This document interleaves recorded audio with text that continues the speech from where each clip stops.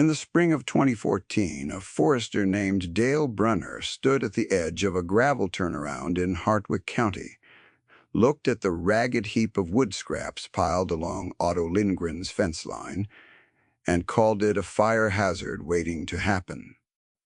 He had a clipboard and a county vehicle and a degree in forest products from a good school, and he was not wrong about the fire risk in a dry August. He was wrong about almost everything else. 11 years later, in a quiet office above a workshop on that same road, a buyer for a national kitchen retailer would slide a single sheet of paper across a table and name a number that made a grown man set down his coffee and forget it was in his hand. This is the story of the years between those two moments and of the wood nobody wanted. Let me tell you about Otto Lindgren first, because the wood does not make sense without the man. He was 63 that spring, third generation on 110 acres of mixed hardwood and pasture, where the Crow River bends north of town. His grandfather had cleared the bottomland and his father had planted the windbreaks, and Otto had spent his whole life in the narrow space between a sawmill and a woodlot, never quite a logger and never quite a farmer. He was known for two things in Hardwood County. He almost never spoke first, and he could look at a slab of green lumber and tell you within a season when it would be ready to work. That second thing sounds like a small gift. It was not. The sawmill sat a quarter-mile down the road from Otto's east fence. It was a regional outfit called Pell Brothers, a good clean operation that cut framing stock and pallet wood and pulp by the truckload, and it ran on volume the way every mill in the country had learned to run. Volume meant speed, and speed meant that the parts of a log that did not fit the saw's program were waste, the crooked ends the narrow rips. The short blocks of walnut and cherry and hard maple, too small to make a board anyone wanted, and too dense to chip easily. For years, the mill had hauled this material to a burn pile. Then a manager looked at the fuel cost of running the loader to the burn pile and decided the closest low spot to dump offcuts was the county turnaround beside the Lindgren fence. So they dumped it there.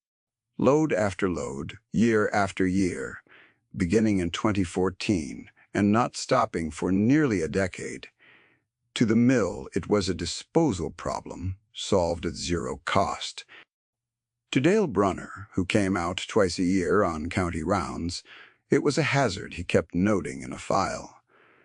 To Otto Lindgren, it was something else entirely. What the mill threw away was the best wood in the load. That is the part the spreadsheet could not see. A sawmill optimizes for length and width and board foot yield, and it sends to the burn pile exactly the dense, slow-grown, figured pieces that a furniture maker would crawl across broken glass to buy. The short walnut crotch where the grain swirled, the curly maple that flashed when you turned it to the light, the cherry heartwood that nobody could rip into an 8-foot board, but that was perfect, absolutely perfect, at 12 inches. Otto knew this the first afternoon. He walked the pile. He did not say a word to anyone. He picked up a block of hard maple, turned it in the sun, and saw the chattawants run across the face like water over stones. Let me tell you what chatoyance is, because it matters to everything that follows. In certain woods, the grain does not lie flat and straight. It waves, it dips, it falls back on itself, and when light strikes those folds at an angle, some of the fibers catch it, and some let it pass, so the surface seems to shift and shimmer as you move. Curly maple does it. Quilted maple does it more. It is not a defect, though a sawmill grades it as one, because figured grain is harder to dry flat and harder to plane without tear-out. It is the single most prized feature a piece of domestic hardwood can have, People pay 4 and 5 times the price of plain stock for it. And Pell Brothers was hauling it to a turnaround and leaving it to rot because it came in pieces too short to bother with. Otto started hauling it home one wheelbarrow at a time. He told his wife Greta that he was cleaning up the county's mess, which was true, and that the wood might be good for something, which was also true and a considerable understatement. He stacked it under the open south side of his machine shed, stickered between thin laths so air could move through, and he let it sit. That was the part nobody understood. He did not rush it. Greenwood that dries too fast, checks and splits and cups, and a piece that took 40 years to grow deserves 2 years to come down to moisture slowly, in the shade, in moving air. Otto had the one thing the mill did not have and could not buy. He had patience, and he had time, and he was in no hurry to be right. His neighbor to the south was a younger man named Russ Coyle, 41 that year, ambitious and likable and deep, in the kind of plan the bank loves. Russ had taken over his father's 200 acres and decided the future was scale.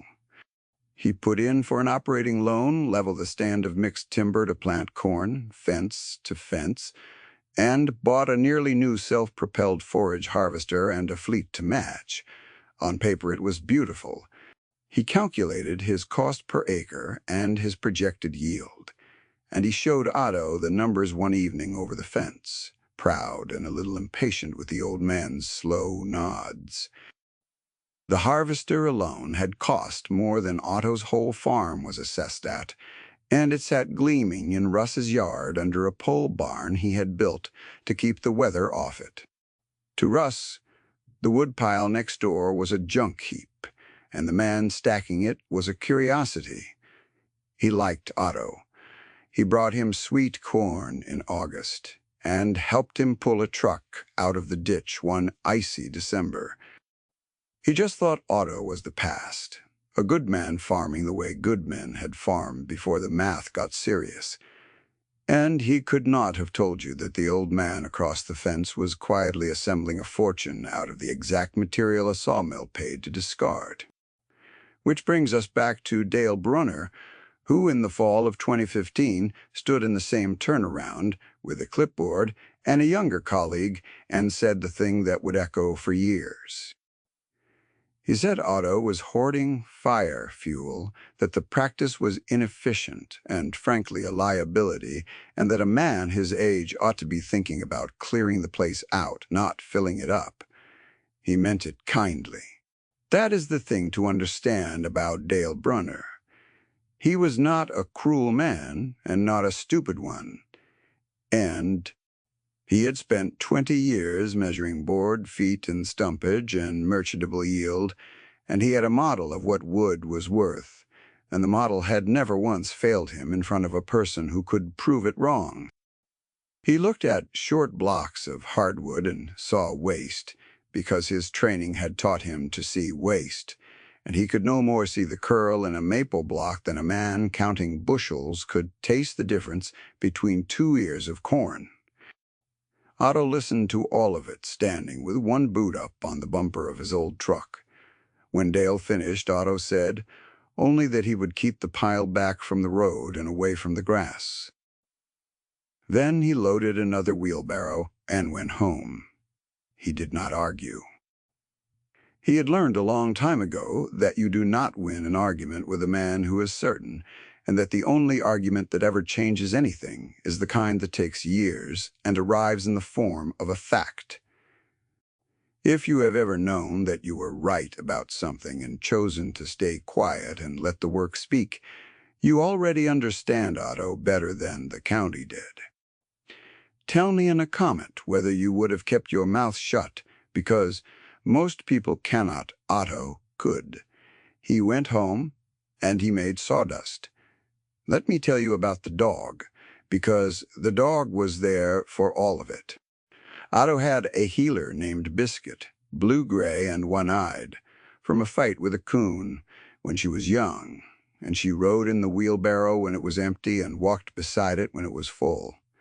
She slept in the wood shavings under the bench. Greta said the dog thought the workshop was the warmest place on the farm, and maybe it was, but I think the dog just liked being near the man while he worked, which is a thing dogs and a few lucky people understand about a life, and the rest of us spend years trying to learn. The workshop in those first years was nothing. A corner of the machine shed, a vise a bandsaw Otto had bought used in 1988, a planer, a belt sander, and a set of his father's chisels, kept sharp enough to shave with. Otto was not trying to build a business. He was trying to use the wood because it offended him to watch good material rot, and the simplest thing a man can build, from short, thick-figured hardwood, is a cutting board. You glue narrow strips edge to edge, you flatten the panel, you round the corners, you finish it with oil, and you have an object that is useful every single day and beautiful for 30 years. If it is made right, Otto made them right. Let me tell you how a cutting board is actually made, because here is where the mill's blindness becomes the whole point. There are two kinds. A face grain board shows the flat of the plank, which is pretty and cheap and wears poorly, because your knife cuts across the wood fibers and severs them, and in a year the surface is scarred. An end grain board stands the wood up, so the cutting surface is the ends of the fibers like a bundle of straws seen from above. When the knife comes down, the blade slips between the fibers instead of cutting them, and the wood closes back over the cut. It is easier on the knife, and it heals itself, and it lasts for generations. End grain construction is more work, much more work, because you build a panel, cut it crosswise into strips, flip every strip 90 degrees, and glue it all up a second time. It wastes wood, and it wastes hours, and it requires short, thick blocks of dense hardwood, the exact material Pell Brothers was dumping at the fence. Do you see it now? The mill was throwing away, free of charge, the perfect raw material for the highest grade of cutting board a person can make, and the only thing standing between that waste and that value was the willingness to do slow work that did not scale. Otto had been handed a gold mine and told it was a fire hazard. He worked through 2016 and 2017 learning the wood. Walnut moved one way as it dried and maple another, and if you glued them together in a panel without accounting for it, the board would split itself apart in a dry winter house. Otto learned the ratios by failing. He kept a notebook, a black ledger with a cracked spine, and he wrote down every glue-up, the species, the moisture content, the season, and whether it held or failed. By the end of 2017, the notebook was half full, and his failure rate had dropped to almost nothing. That ledger, with its columns of dense, small handwriting, would matter more later than anyone could have guessed. Let me tell you what was in that ledger because it is the closest thing this story has to a sacred object. Otto wrote in pencil, never pen, because pencil does not run when a thumb comes off a glue brush and smears the page. Each line was a glue-up. The date, the species in the panel, and the order he had laid them. The moisture, reading off a meter he had bought, used, and calibrated against a kiln-dried block he kept for the purpose, the shop temperature. Whether he had used the slow glue or the fast, and in the last column, weeks or months later, a single word in his small, square hand, held or failed. He went back and filled in that last column himself, every time walking the racks with the book, and over the years the failures thinned from a scatter down the early pages to almost nothing, because the book was teaching him faster than any class could have. He did not call it research. He would have been baffled by the word. He called it keeping track. It was the patient accumulation of one man's attention to one material, and it was worth more than a degree, though no school on earth would have granted him one for it. In 2018, the first real customer arrived, and she did not come looking for cutting boards. She came looking for Otto. Her name was Priya Anand, 44, and she ran the kitchen at a restaurant 2 counties over that had started getting written up in the city papers. She had heard from a farmer at her market that there was an old man near Hartwick making end-grain boards from figured maple, and she drove out on a Tuesday because a good chef will drive anywhere for the right tool. It had rained that morning, and the yard was soft, and Priya came up the lane in clean city shoes and did not seem to care that they were ruined by the time she reached the shed. She walked into the machine shed shop, looked at a walnut and curly maple board drying on the bench, and went quiet for a long moment. She picked it up the way you pick up something you already know is good, by the balance, turning it to the one window where the light came in. Then she asked Otto how much. Otto had never sold one. He had given them to neighbors and to the church raffle. He thought about the hours and the wood, looked at Biscuit asleep in the shavings, and said $40, because that seemed like a lot of money for a cutting board. Priya did not haggle. She set the board down, looked at him, and asked if he understood what he was holding. Otto said it was a maple board. She bought 4, and before she left, she asked whether he could make 6 more by the end of the month, the big ones, the kind a working kitchen would beat on every day. Then she said, the thing that turned a hobby into a direction. She said his boards were better than the $80 imports she had been buying, that those wore out in a year and his would outlive her, and that he was charging like a man who did not know what he had. She wrote her number on the back of a receipt and left it weighted under the board, and she drove off with the 4 of them wrapped in a horse blanket on the seat beside her. He did not know what he had. That was always the truest thing about Otto Lindgren. He knew the wood and he did not know the market, and the gap between those 2 knowledges was exactly the space where the value had been hiding all along. Let me tell you what happened next, because this is where the 2 paths begin to pull apart. Through 2019 and 2020, the boards moved by word of mouth from one kitchen to the next, the way real things travel, slowly and on the strength of people who stake their reputation on a recommendation. Otto raised his price because Priya told him to, first to 70, then to 110 for the big end-grain boards, and still they sold faster than he could make them. He brought in a part-time helper, a quiet kid named Marcus from the high school shop class, and he stopped farming the back 40 and put it into a longer rotation that needed less of him, because the wood paid better than the corn ever had and asked less of his knees. Down the road, Russ Coyle was having a different decade. The scale plan had worked the way scale plans work, which is to say it worked beautifully right up until it didn't. He had borrowed against good years to buy equipment sized for great ones, and his whole operation was a single bet on corn price and rainfall, and the steadiness of a system that had never broken in front of him either. By 2020, his debt service was a number that kept him up at night, and he had planted every acre he owned in the one crop the loan officer had modeled, fence to fence, beautiful and uniform and fragile as glass. Otto's granddaughter came home that same year, and she arrived a skeptic. Her name was Hannah, 26, with a degree in supply chain management and 2 years at a logistics firm in the city, and she came back to Hartwick because her mother was ailing and somebody had to be near. She loved her grandfather, and she was embarrassed by him in the particular way that educated young people are embarrassed by elders who refuse to optimize. She looked at the shop and saw a man leaving money on the table at every turn. No website? No wholesale accounts, no batching.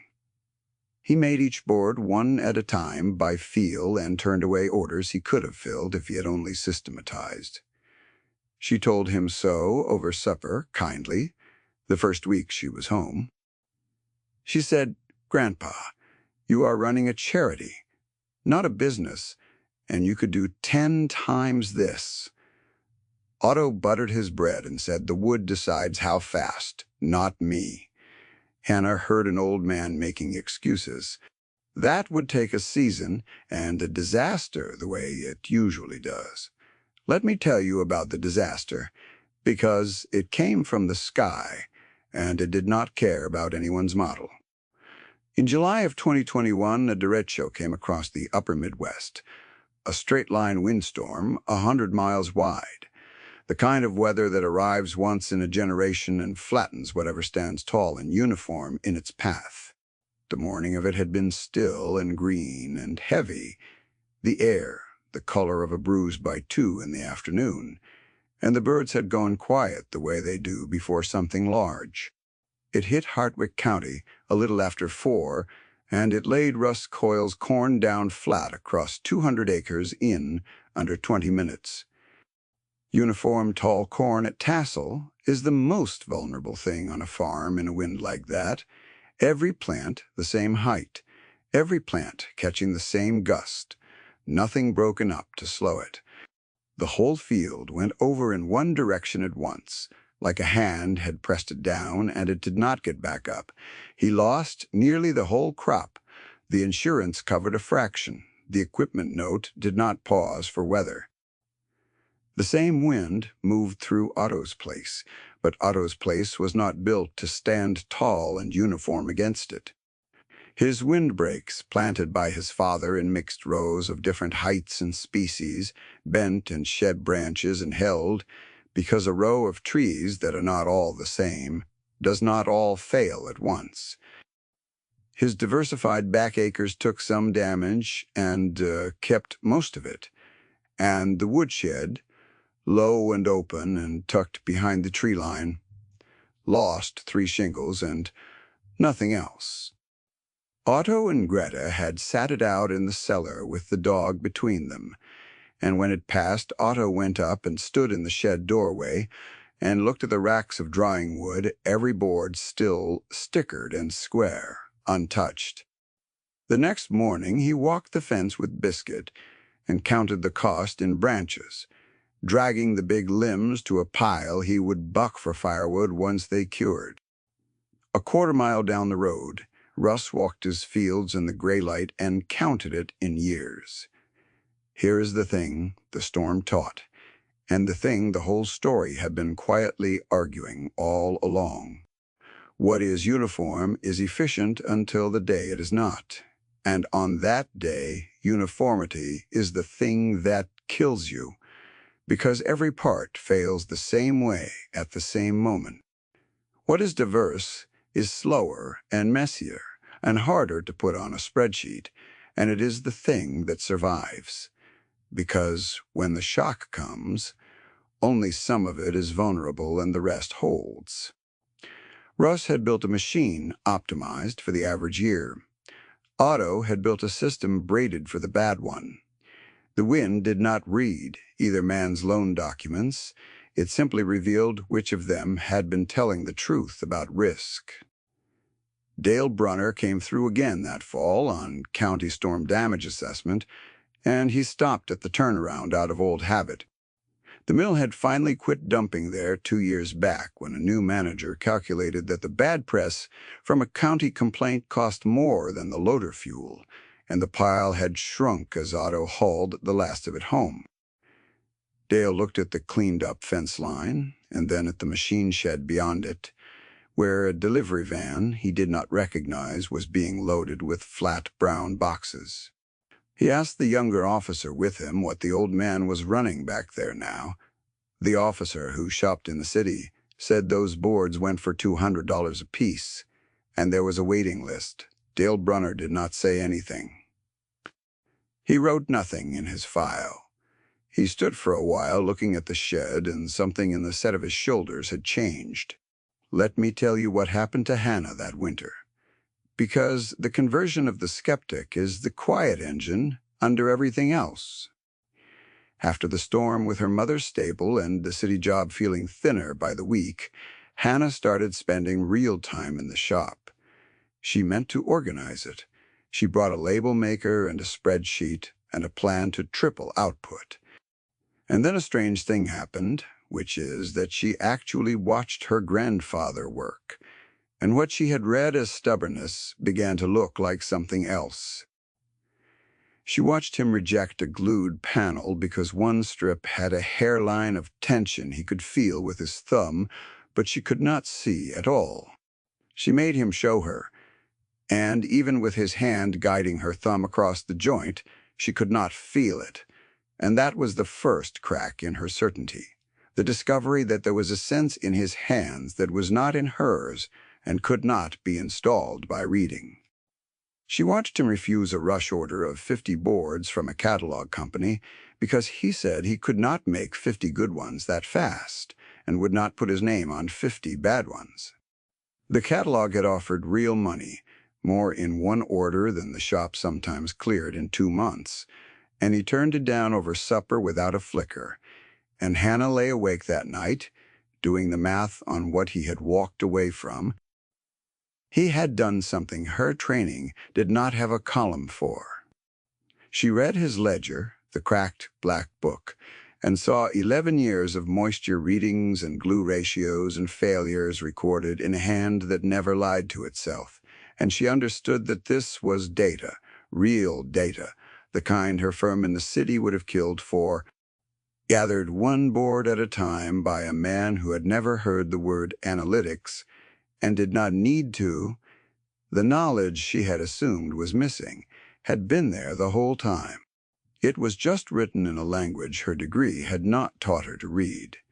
She stopped trying to scale him. She started trying to learn him. That was the turn.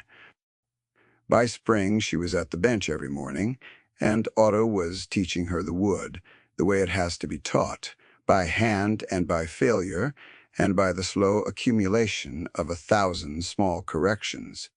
The first board she built alone failed in the rack. 3 weeks later, a long check, opening down a walnut strip, and she carried it to him, expecting to be told what she had done wrong. He did not tell her. He had her find it herself in the ledger, matching the date and the moisture reading against the failures of his own first years, until she saw that she had glued too wet in a panel that wanted to be dry, and she wrote her own line in the book in her own hand, the first of many. She brought the parts of her training that actually fit. She built a simple system so the waiting list was fair and the customers knew where they stood. She found a finish supplier that saved them money without cheapening the product, and she gently, finally, got Otto to charge what the boards were worth. But she never once tried to make him go faster than the wood allowed. She had learned the only lesson that mattered, which is that some things cannot be hurried without being ruined, and that the refusal to hurry them is not a flaw in the system. Let me tell you about Russ, because the niche I have walked you through does not get to skip the cost. He nearly lost the farm. The numbers were plain, and they were brutal. He had carried close to $400,000 in equipment debt against a crop that should have grossed $250,000 in a good year, and the derecho took roughly 90% of 200 acres in a single afternoon, leaving him with insurance that paid out around 30 cents on the dollar of what the standing corn had been worth. Across the same season, in the same county, under the same sky, Otto's shed had turned a heap of free offcuts into better than $90,000 of boards and lost 3 shingles doing it. The 2 ledgers sat a quarter-mile apart and told opposite stories about the same weather. The winter after the storm, Russ sat at Otto's kitchen table, a proud man with his hat in his hands, and he did not ask for money. He asked for advice. Otto poured coffee and did not gloat and did not say a single thing about scale or corn or loans, because that is not who Otto was, and gloating was a stranger to him. He just listened and let the younger man talk himself empty and refilled the cup twice. And then, over the next 2 years, he helped Russ convert 60 of his acres into a managed hardwood stand, slow-growth mixed species, the kind of woodlot that pays a man back in 30 years instead of 30 days. And he taught Russ to see the figured grain the mill had been throwing away. And he sent Russ his first small orders for cherry and walnut blocks when the wood demand outgrew the fence pile. Russ kept the farm. He kept it by becoming, slowly, a different kind of farmer, one who hedged his bets and planted for the bad year, and stopped betting the whole place on the average one. The conventional path had not been wicked. It had just been wrong about time. The fence pile by then was gone. 11 years of the mill's discarded offcuts had passed through Otto's shed and out into the kitchens of 3 states, and the turnaround beside the east fence was just gravel and grass again, as if none of it had happened. But it had happened. It had built something. The question that remained was only how much. And that question got answered on a cold morning in the spring of 2025, in the office above the workshop, when the buyer came. By then, the operation had a name, Lindgren Boards, painted by hand on the shed in letters Greta had laid out, and it filled the old machine shed and a new building beside it, and it employed Marcus full-time and 2 others besides, and it had a reputation that had traveled far past anywhere Otto had ever driven. The buyer came from a national kitchenware retailer, the kind with a catalog in every airport and a store in every upscale mall. And she had heard about the boards the way everyone heard about them, from someone who owned one and would not stop talking about it. Her name was Carol Whitfield, and she was not a fool and not a romantic. She had spent a career sourcing product, and she had handled 10,000 cutting boards, and she knew within 10 seconds of picking one up what she was holding. She walked the shop slowly. She picked up a finished end-grain board in walnut and curly maple, turned it to the window so the curl flashed, ran her thumb across the surface, and set it down without a word. She asked to see how they were made, and Hannah walked her through the whole slow process: the drying, the first glue-up, the cross-cut, the flip, the second glue-up, the flattening, the oil. Carol Whitfield asked good questions. She asked about volume, and Hannah told her the truth, that they would not exceed what the wood in the hands allowed, that there would be no factory and no shortcut, and no thinning of the standard to chase a number. She expected the buyer to lose interest. Buyers want scale. Carol Whitfield did not lose interest. She sat down at the table in the upstairs office, and she was quiet for a moment, the way the chef had been quiet 7 years before. And then she said that scale was exactly the problem with everything else she sold. She said the market was drowning in $80 boards that lasted a year, and that there was a hunger she could not fill for the one thing nobody could mass produce, an object made right by a person who refused to make it wrong. She did not want a factory's worth of boards. She wanted what they could honestly make at the price it was honestly worth, under their own name, for as long as they cared to make it.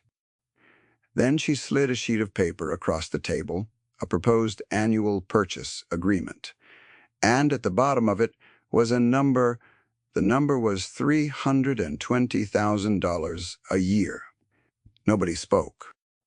Otto, who had come up the stairs to be polite and had planned to let Hannah handle it, set down his coffee and forgot he was holding it, so that it sat steaming on the table while he looked at the paper. Greta put her hand flat on the table as if to steady it. Hannah read the number twice.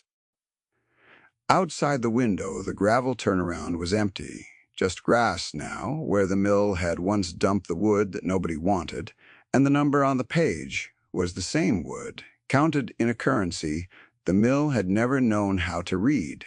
It landed with a weight out of all proportion to the ink.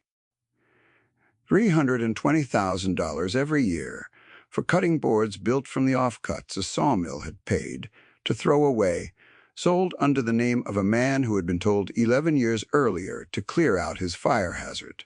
The figure was not the point, and everyone in the room knew it was not the point. The point was that the wood had been worth this the whole time. It had been worth it lying in the rain at the turnaround in 2014. The value had not been created by the buyer or the brand or the agreement.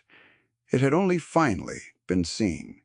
For a long moment, the only sound was the dog, who had followed Otto up the stairs and lay now against his boot, breathing slow. Otto did not make a speech. He never had. He looked at the paper a while longer, and then he looked at Hannah, and he asked her what she thought, because it was going to be her business soon, and he wanted to watch her decide. Hannah looked at her grandfather and at the buyer and at the boards stacked drying on every flat surface of the shop below, and she said they would need to be honest with Carol about pace, that they could not promise a number they could not make right. Carol Whitfield smiled, because that was the answer that told her she had found the real thing. They signed in June. Let me tell you about Dale Brunner one more time, because a story like this owes its honest doubter a fair ending.